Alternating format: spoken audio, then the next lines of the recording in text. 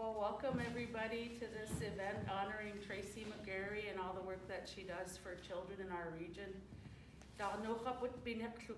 We love our children. That's one of the Native cultural values that we uphold. And Traci definitely is a wonderful example and role model. She's dedicated her career to working with the most vulnerable population in our region, and a lot of the work that she does is also benefiting children statewide, because not only does she run the Child Advocacy Center where we provide services to children who are physically and sexually abused, but she was also selected by her peers on a statewide group called the Alaska Compacting, Child Welfare Compacting Effort. And the work that she's doing there will allow tribes and tribal organizations to take on the responsibilities and authorities related to child welfare. And her peers selected her to be the co-lead negotiator. And every day she gets up and she fights for our children. And she's very, very deserving of this award and many other awards. So I'm really pleased that you all showed up. I know it's a pandemic and this is not normally how we would be presenting this prestigious award.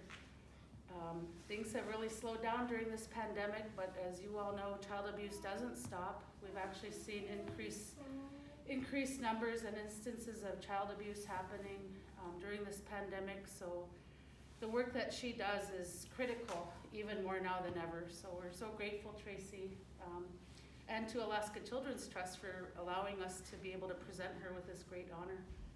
And I'd like to invite Carol to come up and tell us why she nominated Traci for this award. Traci is the Children and Family Services Child Advocacy Center Director for COARC and has held that position since 2012. She's very active with the state OCS Compact and statewide tribal entities, advocating both orally and in writing with this statewide group, and as a result has been selected chairperson. Her leadership skills are very strong, supportive and committed to our children. She continues to advocate for changes to assist our families and children. She is also very aware that changing policies may have adverse effects to state and or tribes, but continues to work on behalf of our children in this region. As a CAC director, she works diligently to ensure that the multidisciplinary team is professional, well-trained to help our children.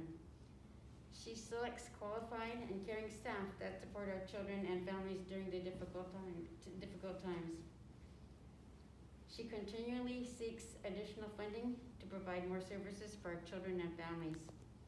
Many of our families are not reachable through a road system, so airline costs are extremely expensive to either bring families in for their safety and well-being while protecting our children.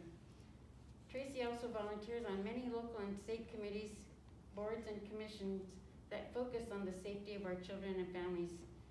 She has increased her staff to include new positions of clinician and our tribal family specialist, in addition to increasing funds for the foster home recruiter and caseworker. She is fair and firm, but has high expectations for staff and challenges them to excel as they provide services to our children and families. She is also now working on trying to find additional funding for a new CAC facility, which is much needed in our region. And without her grant writing skills, we wouldn't be where we are today and providing the services that we need for our kids. Traci still finds time to advocate and participate actively with the Tribal Caucus and State Office of Children's Services on behalf of our tribes to provide services to our children. She's done so well so far, and she really deserves this award.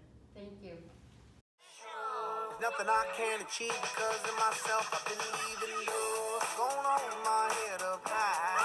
Keep on reaching high. I'm never gonna stop. I'll keep getting strong.